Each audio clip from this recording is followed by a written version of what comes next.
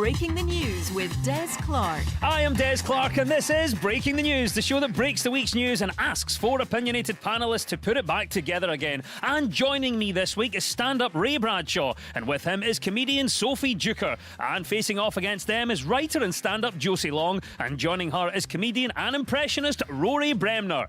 In the week that we sadly lost His Royal Highness the Duke of Edinburgh, there's been lots of news happening, including one of the UK's most remote communities can now claim to be one of the safest, as all its residents have been vaccinated against COVID-19. Famous for its knitwear, Fair Isle's vaccination programme was extremely efficient, perhaps as everybody had their own needles. A former Nando's worker has won MasterChef this week. The victory came despite leaving the judges sat at a table bewildered for 10 minutes, unaware they had to order at the till. And Brewdog has announced plans for a beer-themed hotel in Edinburgh's Old Town. No such luck for booze fans in Glasgow, where the best you can hope for is a bed and buckfast. Righty-ho, you've met the panel. Let's crack on with round one. This is the Broken News round, where our teams have to guess two major stories of the week that have been mashed together into one single news headline. So, Ray and Sophie, can you tell me your first story, please? Nicola Sturgeon will be allowed to travel anywhere within France from Friday. So, should the plane or the train take the stream? The First Minister can meet 6 Shorter adults from 6 households. in less than 2.5 hours. Ray Bradshaw, any ideas what you think our first story is? Sounds like it's the fact that in Scotland we've lifted our lockdown measures a wee week early. Yeah, this is the news that the COVID-19 restrictions on travelling in Scotland have been relaxed earlier than previously expected, so people will be allowed to meet in groups of up to 6 adults from 6 households in outdoor settings. Meanwhile, outdoor drinking and dining resumed on Monday in England, with shops, hairdressers, gyms and zoos also opening their doors. Sophie, I'm sure you've been across this, both sides of the border. I absolutely love it. I love Scotland's approach to lifting lockdown because there's always a condition. I feel like Nicola Sturgeon's like a genie that keeps bending the rules to mess with your head. Like, she's like, oh, you want your freedom, but you can't stay overnight. You can't have a drink. It's meaningless. So I feel like things are getting tiny lifted, but you're still screwed, I think, with the lockdown rules. Well, no, Sophie's absolutely right. You're getting the freedom, but all the fun bits. It's like having your wife say, you're free to have an affair with anyone you like as long as you're married to them and they live in this house. Why are there 6 people? It's such a weird thing. I don't think it's a scientific basis. I think I've just worked out, because in England for a long time, you could have 6 people from 2 households, right? And I thought the reason because that is Boris Johnson's children, isn't it? I think 6 people from two. Actually, no. Actually, technically, it's from 3. But I think I was still in the second family when I had the 6th. Or was it the 7th? I don't know. I'd forgotten my personal R. I don't know. I think I've now got 6 or 7. But if you've had contact with me and have a child, get a test. And Josie, what about yourself? You're in Glasgow, I believe, so you're subject to these restrictions, and they've eased a little bit earlier. Do you know, I'm not an expert, but it is my birthday on Saturday. I feel Nicola Sturgeon will have known that. And she would have known that I wanted a trip to the beach. I couldn't believe how wonderful it felt when I heard, because I thought the announcement was going to be, well, I'm so sorry. I know England's lifted the restrictions, but Scotland's more careful. And instead it was like, you can all open a present on Christmas Eve. And obviously we've got the slight issue of differences north and south of the border. Should we have followed England and just gone to opening the pub straight away? I don't really want to follow a country where the tap water is that chalky. Like, that's one of the main... that's a big issue I have. I haven't been to the pub yet. I'm a bit like, I don't want to relive my teen experience of drinking freezing pints in alleyways while straddling 6 of my friends. I just want to... I was a fun teen. If not the pub though, Ray, where are you desperate to go? I am desperate to get back to go see my beloved Partick Thistle, because I did a team building day for them. I did a gig at a team building day on the 1st of February 2020 last year to kind of G them up all the new signings. And then we didn't win a league game after I did the team building day for 9 months. So I feel like I've put a curse on them. So I need to go back and release the curse. For those that don't know, Partick Thistle in Scotland are known as the Jags. Down south are known as the Jabs. Subtle difference there. Absolutely lovely. Beautiful stuff. You can have that one, Ray. Des, would you mind telling that joke again in 8 weeks' time? Because I think we need 2 doses of that one. Josie, I'll finish with you on this one. If not the pub, where would you be desperate to go? Croy. It's beautiful. It's so lovely I've never there. been. I always go past it on the train if I'm going from Glasgow to Edinburgh or Edinburgh to Glasgow. It sounds so mystical. Croy. I just want to be there. Yeah, I just want to know what's there. Yes, in England, pubs and barbers opened on the same day. So when somebody said hair of the dog to you, it wasn't clear which you needed first. And there we go. The pubs. Yeah, well done. The early easing of travel restrictions in Scotland is the correct answer. Ray and Sophie, you get 2 points for that. And now to you, Josie and Rory. What was the other story we were after? The French government is trying to put through a bill where they'll be outlawing certain short-haul flights for the sake of the climate, which is genuinely very exciting to me. It's like so many things. It sounds amazing, and then you look at the details and go, right, so this isn't really anything. So they initially were saying they were going to stop flights if there was a train that was only 4 hours. And then they were like, no, 2.5 hours. And I was like, right, so instead of basically banning flights from, say, London to Edinburgh distance, they're banning flights from, like, London to Nottingham, which no one is taking. You know? Oh, no. And also the reason that you don't take internal flights, Josie, is that none of them go via Croy. And listen, if you could get me a stopover in Croy, I'd be having the time of my life. Rory, it's a radical idea to help promote climate change. Do you think it's a good idea? Yeah, I do. I mean, I think they've got to make it a bit more like airports at the station because, you know, bars and stuff like that. There's, you know, when people get an early morning flight, and I never understand this. You know, you get to an airport about 6:15 or 6:30. Well, and it's like, it's 6:45 in the morning. You think, why have you got like 2 pints of beer in front? And that's the pilots, by the way. I mean, that's... Yeah. And Sophie, on this, do you think in any way this could or should be adopted here in the UK? If it is adopted, I think you want the holiday experience, because I love taking the train to places in the UK. I love taking the train up to Glasgow and Edinburgh, but like you kind of want to be met when you get off the other side. You want like sort of like heat. You want to be handed a pina colada. You want parakeets. The last time I got off at Queen Street, there was just one guy with trousers around his ankles. So I think whatever mode of transport we're taking, there needs to be a better reception at the other end. It's so French, isn't it? Even the short-term flights have gone on strike. Like, it's absolutely beautiful. I love it. What do you think we could do to make train journeys better? Any ideas, Josie? I feel like this is a controversial thing to say, and I would say before I say it, I'm not a smoker myself, but I really miss those smoking carriages on the London to Edinburgh train, because they were like the Wild West. Like the whole rest of the train was quite calm, quite sedate. Then you get in that smoking carriage and it was like in the Titanic on the steerage deck. It was like dancing and singing and smoking and drinking. And I just feel like if they let one carriage of every train be the party carriage, it would be good for all of us. Rory, I don't know if you're much of a train traveller, but have you got any thoughts as to what we could do to make train journeys better? Put wings on them, make them fly. Don't know. No, I just love them. I think like Josie, I want more like themed coaches. So my coaches on my train would be themed like the Spice Girls. So you'd have the sporty coach, which is where you'd put all the footy lads with cans. You'd have the baby coach, which is self-explanatory. It's a safe space for the yummy mummies and the dishy dads. Posh coach, which is first class. Ginger coach, again, self-explanatory.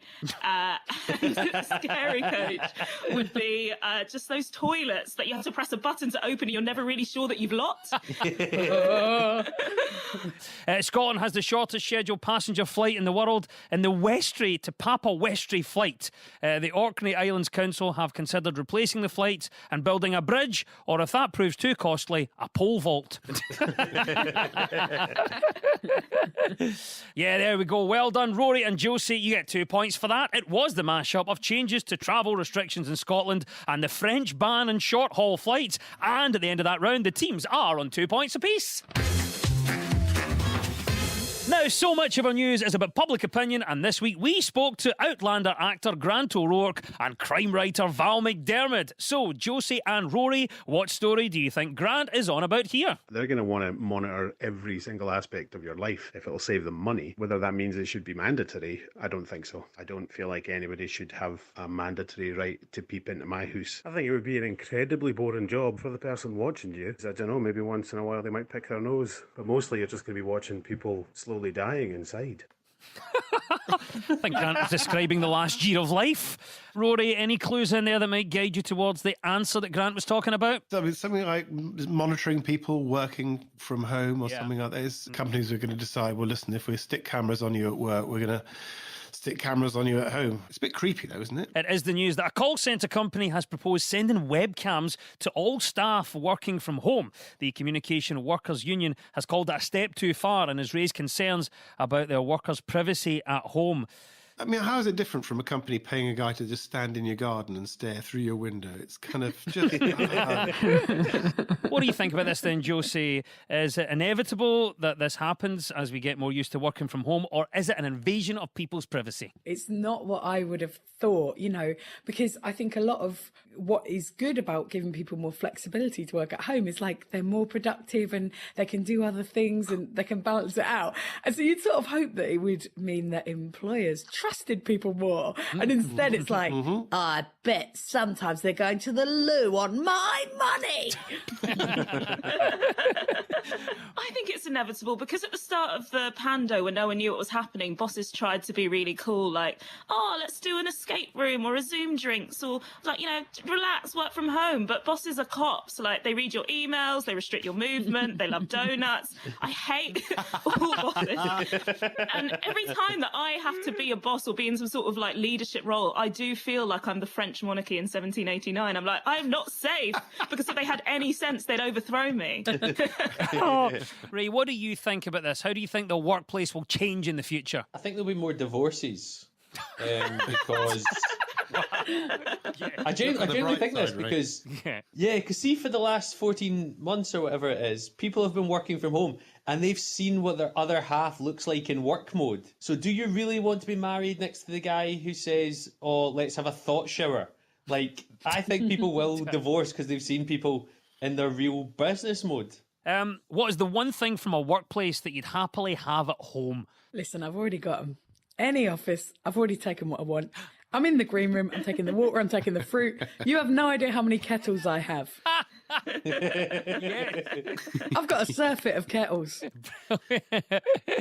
One workplace that I absolutely adored was the workplace that gave me free toast and had the taps with fizzy water. I was not being adequately paid, but I more than made it up in the fizz and the crunch. It was just the smallest gesture. Always having toast and always having bubbles absolutely changed my life. I could have lived there. I loved it. Des and I used to be in a rap group called Fizz and Crunch, which was our name back in the day. So. It sounds harrowing. Ray, I'll give you the final word on this then. What is the one thing from a workplace that you'd happily have at home? An office affair or a franking machine. Oh, yes. Wow. It's like spinning straw into gold, isn't it? It's like you've got a letter, then suddenly it's worth £1. Yes, of course, we're talking about the introduction of webcams for some people working from home. 2 points go to Josie and Rory. Now to you, Ray and Sophie. What do you think Val is talking about here? I think this is a very divisive kind of technology. But those of us who get a wee bit older look at the potential and think, That's absolutely magic. Gimme, gimme, gimme. I hope they let us choose our own look, because obviously I would have to go for Wonder Woman. I've already got titanium knees, so I'm well ahead of the curve. Where do I sign up? Ben Nevis, here I come. This is about the new high-tech body armour that they think could go mainstream. This is a genuine story, and it is the right answer. It is the news that wearing exoskeletons could become mainstream in the not-too-distant future. A full suit currently costs in the region of $45,000. However, California's Suit X, who make the high-tech body armour, say that the price will come down and eventually they will be available at hardware stores, meaning anybody could buy them. I read the story, and all I could think was, I'm pretty sure they sell this in the middle aisle of Lidl already. Yeah. So what's the difference? Yeah. I agree, like, it doesn't seem like it's really anything new. Like, men get amped about this stuff mainly, like, but women have been doing it for ages. Like, an exoskeleton, the definition is a device that supports, covers, and protects its user. That's a sports bra. You heard us back. Women are wearing this armour every day. So, yeah, I mean, you do probably have to pay about 45,000 quid to get a good sports bra, but it's still nothing new. Doesn't he say somewhere about that it would be really good for waiters or something, carrying trays? But, you know, if you can't carry a tray without a computer-assisted exoskeleton, just maybe waiting isn't your thing. You know, maybe that's not going to be the occupation for you. Definitely. Josie, are you on board? Do we need this kind of tech? What's happening? I am always thinking, who's actually got the money for these things and who's actually going to be doing it? Because it's not going to be so that people in libraries can lift more books, is it? It's going to be killing machines. It's never going to be nice. It's not going to be, well, we're just going to enable the arms of lollipop ladies. But I feel a bit like, it's not going to work out in the kind of sunshine and rainbows way that I would like. Mm-hmm. Yes, I think you're right. Well, here's a question for you. What would you want a suit for? I've just moved house and we're getting a wall knocked down. And we just got a quote, and I don't know if you've ever seen how much it costs to knock a wall down. So I just put on my big suit and run into it. I'd take the concussion, but it'd save me about $8,000. So, well, obviously, we're talking about innovation and invention. Here's a nice question for you. What do you wish that someone would invent? Okay, this is already invented, but it's bad. Robot dogs. Like, I love dogs and I want a dog, but I know that I can't keep things alive. Robot dogs at the moment look like motorcycles had babies with protractors. I want like a cute robot dog. Like, I want them to work on the eyes, the waggy tail, the fur. Like, I need some affection from Fido 24601. I can't believe it's 2021 and we don't have anything better than an umbrella. Like, it's just a stick. It's meant to keep rain off you. It gets windy. It's broken. How is this not better? It's just a stick. Yeah. Why don't we have something that, something electronic that catches the rain? Oh. Yeah, good. Rory, what about you? What do you think about this? What do you wish, Rory, that someone would invent? Well, I'm very bad. I've got no imagination. But a friend of mine, he said he had his two favourite inventions. He said he wanted to get a 1 hour sleeping pill. So you know what I mean? He could he said, look, I just need to conk out for an hour and then get back, like a power nap. And he said the other thing was, if it's dark, you can switch on a light. But if it's light, you can't switch on the dark. So if you can do it the other way around, Yeah, I quite like Again, that. A darkness switch. Yeah, but maybe, I don't know, but both of those could be creepy. I think he just was somebody who just didn't get enough sleep. So he said, I want a sleeping pill and I want a light switch that can make it dark. So, yes, widespread use of exoskeletons in the workplace has been held back by a number of factors, including cost, battery capacity, and dress down Fridays. Well done, yes, the increasing use of exoskeletons is well, the increasing use of exoskeletons is the right answer, and 2 points goes to Ray and Sophie. You are tuned to a socially distant Breaking the News on BBC Radio Scotland with me, Des Clark. Now, this round is all about who's in the news, so I will play you a clip of a mystery person. All you have to do is tell me who it is. So, Ray and Sophie, you're up first this time. Who is this? I grew up on a farm and always was surrounded by horses and ponies. Did a lot of pony club eventing, that kind of thing. Did a bit of pony racing then on my Pony Club Games pony, so that was the first insight into racing I had. I believe this voice belongs to the person that won the Grand National. Her name's Rachel Blackmore. Yeah, that's the right answer. Rachel Blackmore has made history when she won this year's Grand National. After her win, she said she hopes her victory will help to quash the tag of being a female jockey. She also said, despite becoming the first woman to win the race, that fact did not cross her mind in the moment. Well, what do you think about this then, Sophie? So obviously, people saying a watershed moment for horse racing. Do you think it is? Well, obviously no, because she was riding a boy horse, so it's not really it's not really progress. So we have a woman jockey riding a girly horse. I think it is. I think it's like a landmark moment for feminism. I mean, we've gone from throwing ourselves in front of horses to riding them to victory. So yay! I guess that's too right. progress. She's absolutely wonderful. I mean, she was terrific at Cheltenham. She won. She had 6 winners in 4 days, which is she's only the second person ever to do that. But I mean, just incredibly resilient. Because at that Cheltenham meeting, there was one day, I think it was the Wednesday, where she won the first race, she won the last race. And in the 3 races in between, she fell off and went to hospital. So it was an average, just about once every 14 races, you will come off the horse. So you've got to be super. But imagine, Josie, if you or I fell off the stage once every 14 gigs. If I fell off the stage once every 14 gigs, more people would come to my gigs just to see if that was the night. Sophie, would you bet on a big race like the Grand National? No, I think that seems quite intimidating. I just bet on small stuff like whether people I sort of know will break up. But the only things I really bet on are like obscure choices for James Bond or Doctor Who. Ideally, if I can bet on myself for either of those things. That actually happened about a month ago. All of these mates of a 20-year-old from Aberdeen bet on this postman to be the new Aberdeen manager, and then he became the second favourite with the bookies, and people were trying to find out who he is. So let's get you to be second favourite to be the new Bond. Yes. Oh, I'd love it. Let's I've got some bold ideas for new directions. Ray, for you, what do you think? Is there a sport out there that you could win big in? Spin the bottle. I think I would just confidently try and kiss anything, and I think I could get to the World Championship level. Wow. Just kissing whatever is in front of me.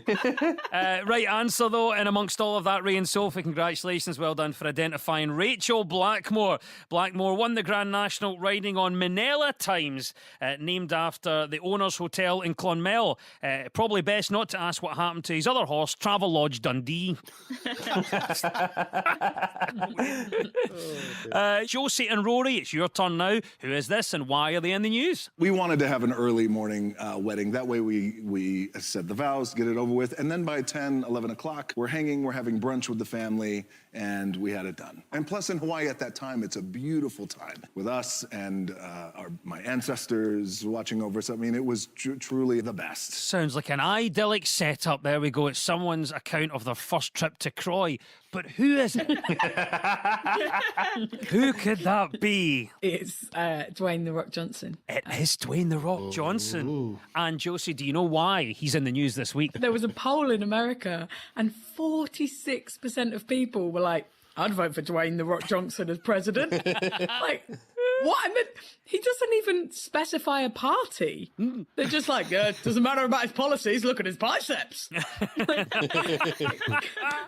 Well done, that is correct, Josie. Yes, it is Dwayne "The Rock" Johnson, the professional wrestler turned star actor, said on Monday that he would run for US president if he felt he had enough support from Americans.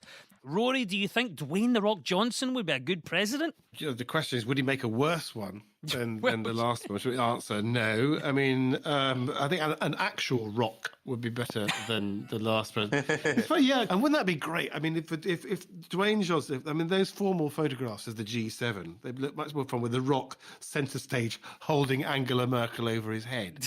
That, I think it's very dangerous for him to attempt to be the president, because with The Rock, you'd expect, like, if there was a terrorist threat, you'd expect him to deal with it personally. Like, you'd expect him to be setting up trade deals with Jumanji. You'd be like, we want more from you, Dwayne. But, like, with Trump or Biden, you just expect them to be brittle, to sort of keel over if any sort of coup was attempted. Ray, what about Dwayne "The Rock" Johnson? Do you think he'd make a good president? Yeah, I think he probably would. I would like to see him stick to his wrestling persona more than anything, so he'd have to use all his catchphrases like when he was saying, "What do you think?" And when they started answering, he would just shout, "It doesn't matter what you think." And it'd be great to see him do that to, I don't know, say Biden, just shouting at an 82-year-old man, "It doesn't matter what you think." It'd be amazing. But the only thing is, he wouldn't be able to say all his catchphrases, because if you smell what The Rock is cooking is insensitive to people with long COVID. So he'd have to drop that one, but the rest of them would be okay. Well, obviously, The Rock's gaining some popularity in his bid to become US president. But here's the question. Which celebrity do you think would make a great world leader? Stacey Solomon. Don't even have to think about it. Yes. Don't even have to think about it. The woman can tidy up any mess. She can tidy up any mess. She can make you feel good about yourself.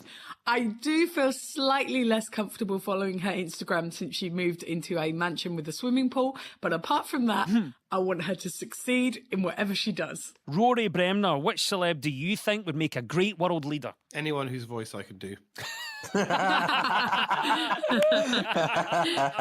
All I'm saying. Well done. Dwayne "The Rock" Johnson is the right answer, and 2 points go to Josie and Rory.